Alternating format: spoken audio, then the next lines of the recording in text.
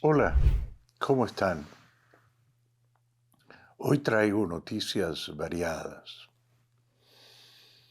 El nuevo Papa, el cardenal estadounidense peruano Robert Prevost, creció, como ustedes saben, en Chicago. Su mamá Mildred era española, bibliotecaria, muy creyente, y su papá Luis, francés, era también un educador religioso, un catequista, un profesor espiritual.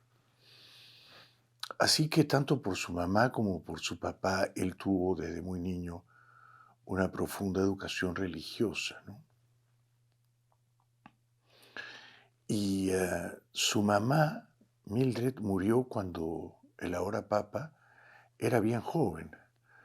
Ella murió el año 1990. Y en aquel entonces, eh, Robert Francis Prevost, que ya era por supuesto sacerdote agustino, tenía apenas 35 años. O sea, con 35 años pierde a su mamá y con 42 años pierde a su papá. Un año antes de morir, su papá muere en 1997, cuando Prevost, el sacerdote Agustino Prevost, estaba en Trujillo, Perú. El papá del ahora papa, o sea, don Luis Prevost, que en paz descanse, vende la casa familiar en el barrio de Dalton, al sur de Chicago. Esa casa se ha vuelto a vender en más o menos $60,000. Se calcula que ahora vale 3 o 4 veces más, pero por supuesto el dueño ahora está sentado sobre un tesoro, porque es la casa donde el Papa fue niño. Después de joven, el Papa estudió en una universidad no en Chicago ni en los alrededores de Chicago, sino en el estado de Pensilvania, en Filadelfia, en las afueras de Filadelfia, en una universidad llamada Villanova. Y Papa era bastante deportista, le gustaba el básquet, le gustaba el béisbol, le gustaba el tenis, eso recuerdan sus compañeros en Villanova, pero curiosamente estudió matemáticas. La primera carrera que él estudió antes de elegir la teología, la religión, el camino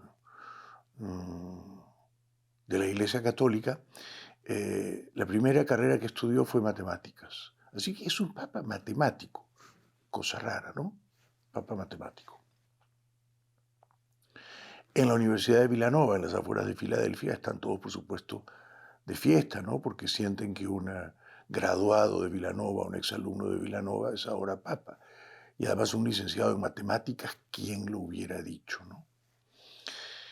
Y también me ha quedado claro, leyendo biografías, apuntes, perfiles, semblanzas del nuevo papa estadounidense y peruano, que en los años en que estuvo en el Perú cuando Fujimori era dictador, o sea, estamos hablando del 92, cuando Fujimori da el golpe de Estado y se convierte en dictador. Antes del 90 al 92 era todavía presidente democrático.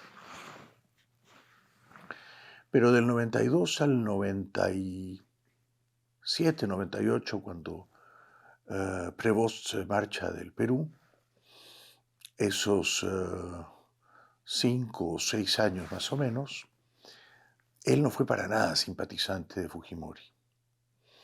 A diferencia de Cipriani, ¿no? De Monseñor Cipriani. Cipriani, que representaba el ala dura, la extrema derecha, el Opus Dei en la Iglesia Católica Peruana, fue, como ustedes recordarán, un aliado virtualmente incondicional del dictador Fujimori, ¿no? Un defensor a ultranza del dictador Fujimori, ¿no?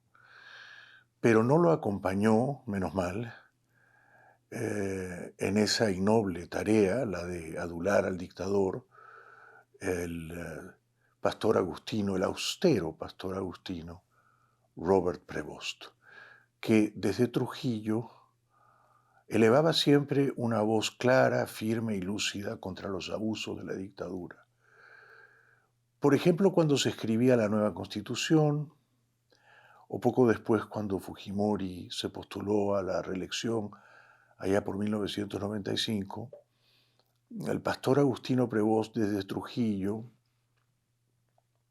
hablaba y hablaba en voz firme y decía que uh, la Iglesia condenaba los abusos de la dictadura, los abusos contra los derechos humanos, que la Iglesia se oponía, y que él en particular se oponía, a la pena de muerte que Fujimori quería introducir en la legislación peruana, puesto que, razonaba el entonces pastor Agustino Prevost, la pena capital era contraria a Dios, porque la vida humana, razonaba, filosofaba Prevost, no era propiedad del Estado, de ningún gobierno.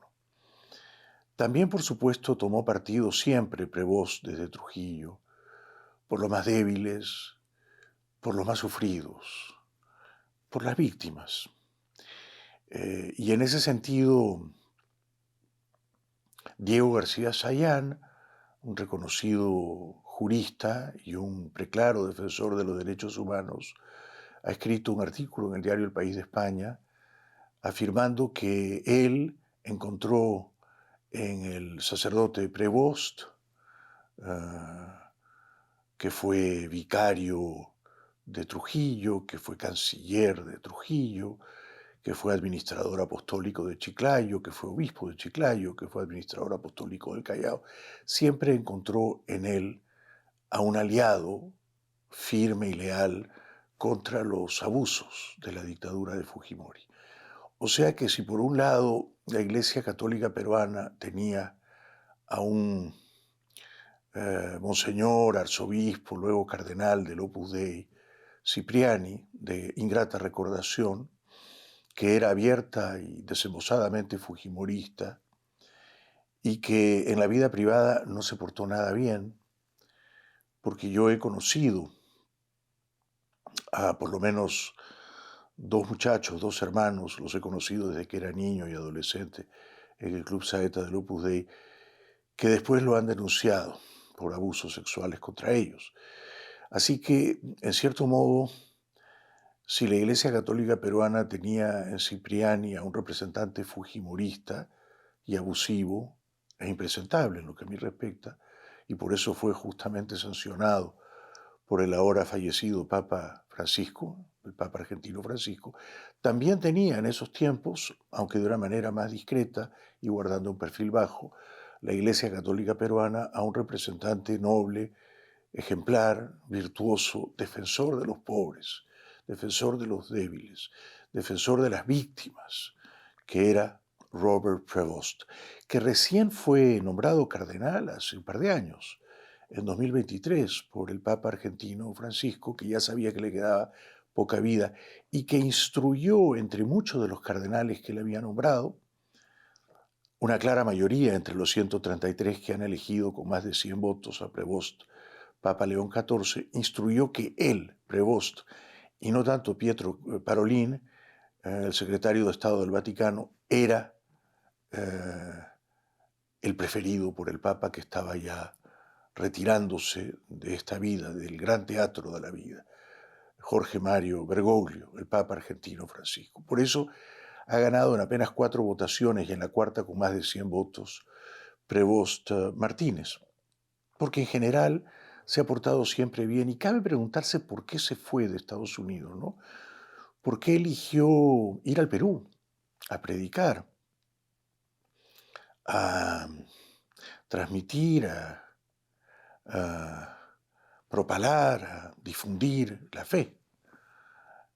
Y yo creo que lo hizo porque él advirtió a tiempo de que en Chicago y en general en Estados Unidos la fe religiosa y en particular la fe católica declinaban bastante, ¿no? Es muy impresionante cómo en los barrios de Chicago, donde el ahora Papa creció, se educó, eh, inauguró su temprana vocación religiosa, en esos barrios ahora casi no quedan ya templos católicos y quedan muy pocos fieles católicos. se ha reducido a la mitad o a la tercera parte el número de iglesias católicas en Chicago, el número de fieles católicos practicantes en Chicago. Entonces, fue en eso muy visionario el ahora Papa cuando eligió predicar en el sur, en Sudamérica, en la América pobre, en la América dolida, en la América morena. Eligió estar con los pobres, pero no de una manera verbal o retórica o teológica en sus escritos. Eligió estar en los pobres de a de veras, o sea, vivir con ellos, vivir entre ellos, comer con ellos, sentarse a la mesa con ellos, ayudarlos. En ese sentido también se ha recordado hoy, y quiero poner énfasis, que como obispo de Chiclayo entre los años 2015 y 2023, el ahora Papa León XIV ayudó muchísimo a los venezolanos, muchísimo. Tenía un corazón noble, generoso, dadivoso con los venezolanos, los de Chiclayo y alrededores, los de Trujillo, los de Piura, los de Lima, los del Callao, con todos ellos. Como debe ser, ¿no? Como debe ser. En ese sentido ha tenido el ahora Papa una vida absolutamente virtuosa y ejemplar. Finalmente, y cambiando de tema, he visto con alegría, moderada alegría, que se han reunido hoy en Kiev los líderes de Francia, Reino Unido, Alemania y Polonia, junto con el presidente ucraniano Zelensky. Y han tomado una decisión muy importante. Le han comunicado al dictador ruso Putin que si no decreta una tregua de 30 días, un armisticio de 30 días en la guerra en Ucrania, se enfrentará a sanciones masivas. O sea que Macron, Starmer y los demás jefes de Estado, el alemán y el polaco, le han dicho claramente a Putin, tu tiempo se agotó, tu tiempo se acabó y si no detienes la guerra te vamos a imponer sanciones durísimas. Y también le han dicho, y estamos hablando a nombre de Estados Unidos, y le han pedido a Trump que presione más fuertemente a Putin. O sea que claramente, de un modo inequívoco, los países más poderosos y más civilizados y más prósperos de Europa, Alemania, Francia, Reino Unido, toman partido por Zelensky, toman partido por Ucrania y emplazan vigorosamente a Putin a detener la guerra cuanto antes.